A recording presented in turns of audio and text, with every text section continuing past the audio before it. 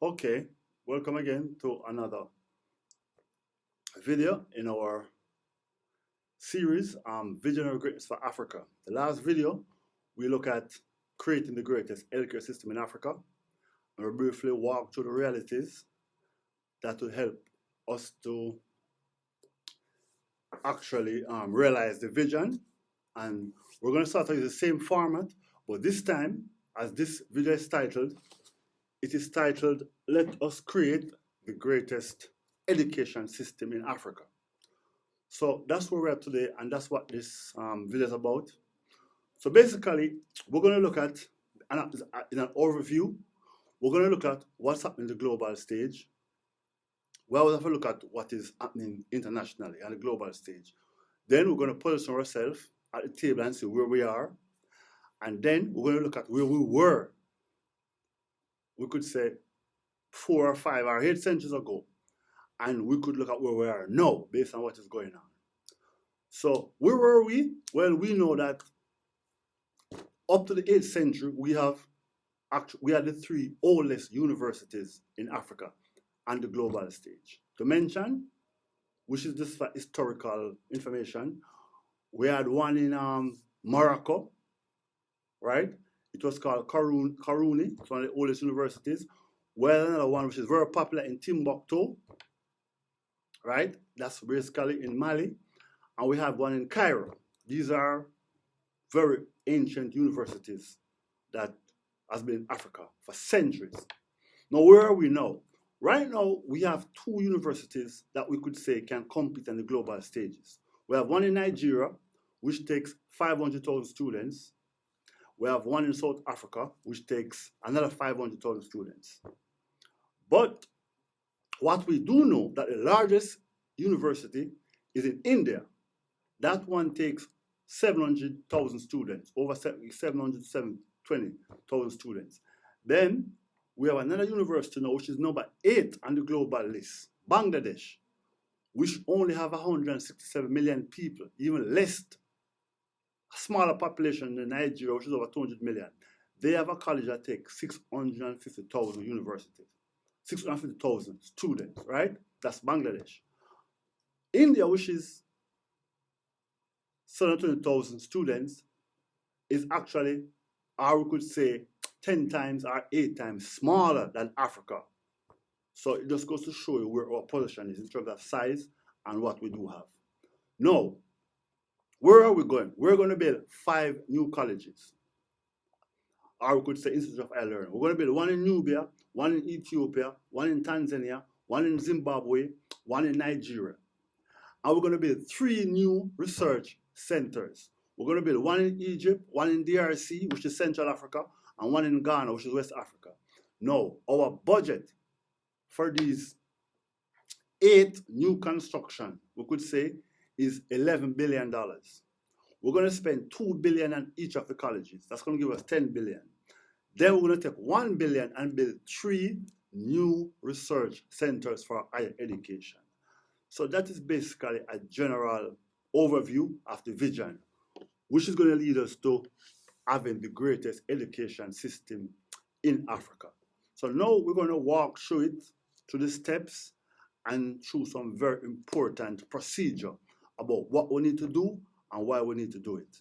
Okay, so inside of the realities of what we need to do, we have to look at our research, we have to look at funding in depth, implementation, we'll look at operational maintenance, and we're going to look at the benefits for Africa once we have completed these institutions of higher learning. So quickly walking through the research, I've already mentioned to you from research, we have learned what is happening in Nigeria and what is happening in South Africa, right? But we still need to do additional research because Africa has 54 countries. So we'll have to walk through and see what is on the table for higher learning, how much it is based on colonial past, and we'll look at what we need today. Because we know from research that what we had in colonialism was not the best for Africa. So we'll need to break and change and create what is best for Africa and what will take us into the 27th century. That's where we need to go, right? So now, that will cover research. We're going to talk to community leaders and the various government departments as exactly what is happening. And we're going to take what is happening and put it where we need it to go, right? Now, this will be followed by our implementation.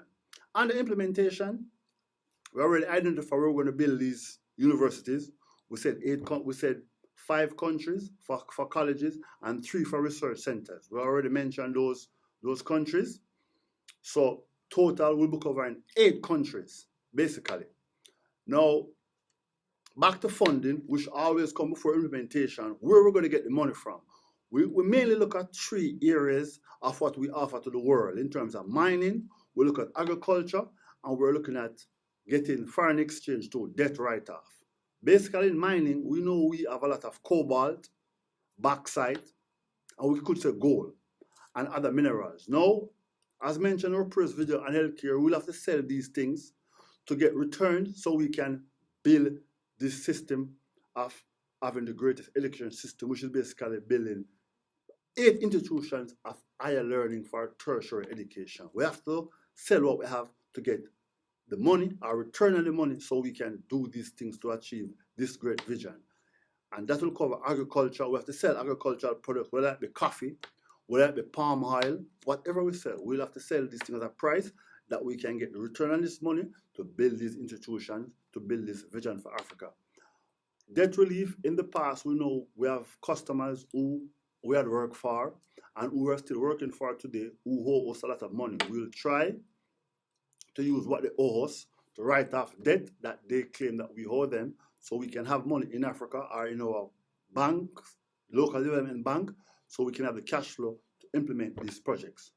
Now, looking at operation and maintenance, we're going to do the same thing in one instance as we did when we were looking at building the greatest healthcare system, how we'll operate it. We're going to use the military, plus we're going to use a local public safety security team. We're going to create that team, and we're going to use the local civilian population. And why we need the military and a security team is because looking at a university that's going to accommodate in person, right, at least 800,000, because just to mention again, the plan is 1 million students for each university, but 800,000 will be in person and 200 will be distance learning, or we could say online learning. So we're looking at a large public safety risk for all these students and personnel. So that security is very, very important. Now, still staying on the operation, we know that the civilian population has a great role to play, right? So we will make sure that where the civilian population is going to provide us human resources, these people will be highly skilled and trained in education as necessary for this program that we want to implement. What about the benefits now of this program? Our benefits are many, but we just look at five to 7 benefits. In terms of economic, we're going to grow our economy. So the African economy is going to grow again because we're looking at spending $11 billion, right? Now, just to roll back a little, the university in Nigeria, I just want to go back, that one is going to specifically based on science and engineering, right? Science and engineering, that's basically what's going to be. It's going to be an institution that is based mainly for science and engineering that will take us to a 27th century engineering standard. We're going to pass out India, pass China, we're going to pass out all these countries that are offering engineering which relates to the 21st century, because we need a seat at the table, and as before, the original law at the head of the table, because Africa is a large country and we need these things so we can satisfy our huge population, especially on the global stage where competition is concerned.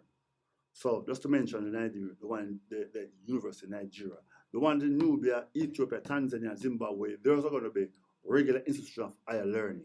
It's just that they're going to accommodate at any given time 800,000 students. That's basically the difference with these colleges. But the one in Nigeria specifically for science and engineering. Engineering is the backbone of growing any economy or provide the largest we could say sector of employment, especially for young people.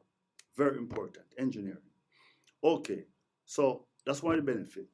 Now, one of the next benefit that we can discuss is that these universities will be world-class standard. They'll be huge, 800,000 students. So we're going to attract foreign students right across the globe, foreign students even from Mars. And this will bring us needed foreign exchange to the country. This is very, very important, right?